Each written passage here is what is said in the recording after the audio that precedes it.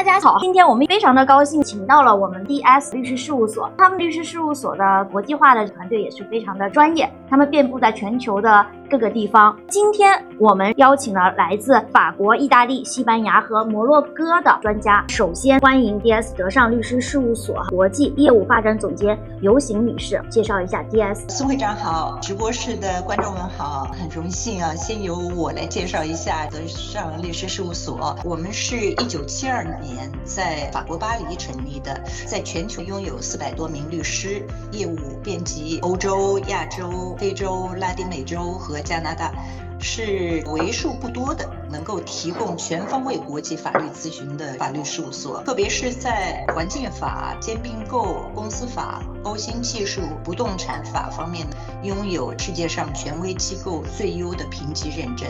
德尚1986年就进驻中国了，是最早入驻中国的欧洲律所，现在在北京和上海都有代表处。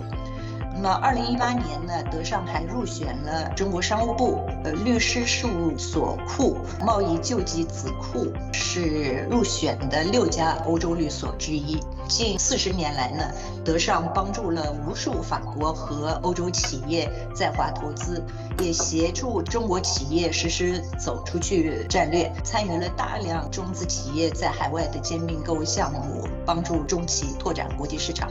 那么德国、法国、意大利、西班牙、欧洲4个国家分所的高级合伙人将在6月中旬组团访华，6月10号在上海，6月12号在深圳，各举办一场线下1对1国别分组咨询讨论会，针对中国企业在国际拓展过程中经常碰见的一些法律服务呢，进行免费咨询。欢迎有需求的企业都来报名参加，这样的机会也不是很多。那么下面呢，我就按照今天发言的顺序介绍一下我的同事，他们是法国巴黎办公室管理合伙人 Anne， 意大利米兰办公室的管理合伙人 Samantha and Magda， 西班牙巴塞罗那办公室的 Alberto。 那么现在我就把话筒交给第一位发言人 Anne, here's your floor. Thank you. So maybe starting with a few words on DS in France. DS in France consists of 200 lawyers. We have offices not only in Paris, but also in some other cities of France like Lyon, Lille, Bordeaux, and Rennes.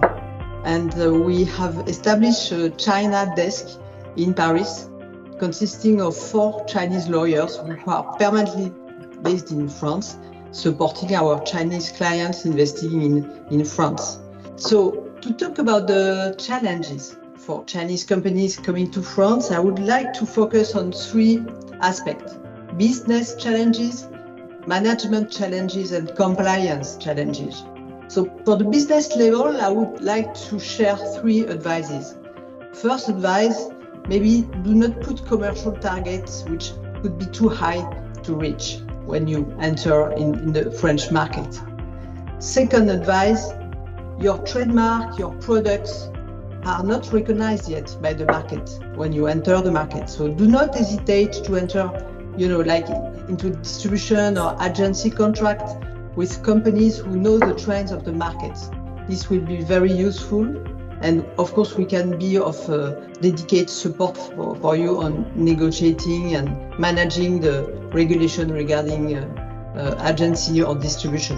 Third advice would be to never neglect the efforts on quality, because we can find that French customers or clients are seeking for quality, and in their mind, importing means purchasing quality, especially when standards like ESG are applicable, and that your clients in France will have to report on the credibility of their partners located in France or abroad.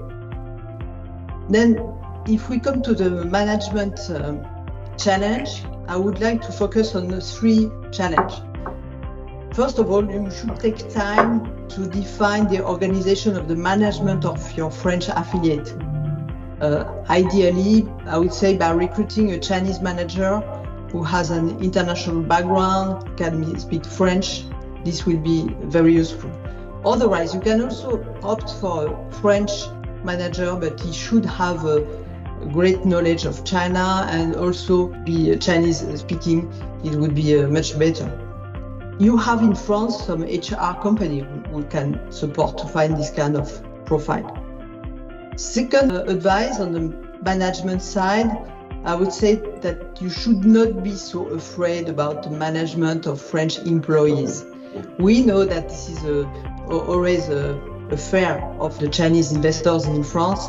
Actually, the key is to be well prepared and to anticipate. I can tell you, yes, you can manage employees who may ask for sick leaves, who may ask for payment of overtime hours, who may ask for extra demands that you do not know in China. You will be able to manage. Also, you can fire some employees provided that you stick to a minimum formal proceedings. It is true that in France, the dismissal procedures are complex, but you can overcome the process. And again, the more you know, the more you dare, and the regulation is more and more flexible than before. You should know that since the presidency of Emmanuel Macron, the social and labor regulation have been changed and are much more flexible for employers to boost the employment, actually, like in other countries.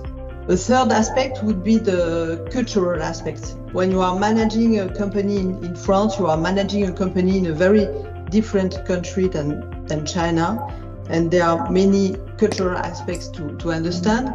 You will step by step take time to understand these aspects. But for example, there is in France the right which is protected, which is the right of deconnection. What does it mean? It means that during the weekend, you should not, as an employer, you should not call your employees for extra work unless there is a particular emergency. It's true that in China, I know China because I've been living in China for more than 20 years. In China, you can work and you can be connected with your clients for the full week. This is not the case in France. You just have to know and to manage it. Then if we come to compliance, this will be the last topic. I would like to focus on 5 items. First, some regulation in France do not exist in China. For example, what we call ERP regulation means that the manufacturers have an obligation after they have sold their products to the clients. They remain responsible for the treatment of the products after the usage of the products. This is part of the environment protection regulation. So there are some registration to be done, there are some process to be followed. Again, this obstacle can be overcome because the regulation is strict but very clear.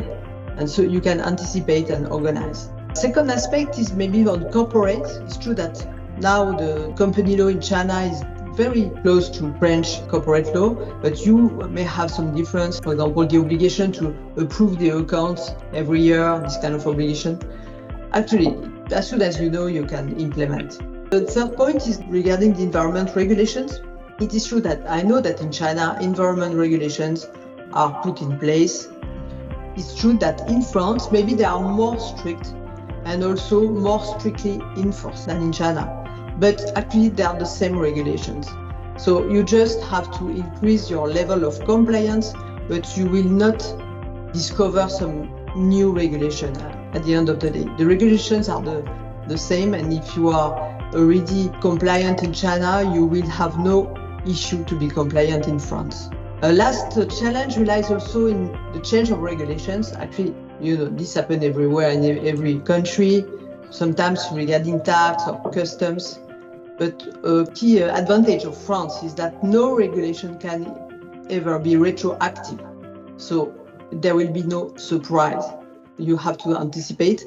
And also you can belong to some professional association who are working also with the French authorities to sometimes to arrange a suspension period when the new regulation is impacting your business. So there are also, I would say, soft power means to regulate your sector. Finally, there is a foreign investment screening, meaning that the government can have the obligation to approve your investment if you are in the sensitive industries. But again, this is not that frequent. And in practice, I would say that it's lighter than the ones in China. So you will not be so surprised. And to finish, I would say that last but not least, France is keen on attracting Chinese foreign investment and remain the first Western country to have recognized China 60 years ago.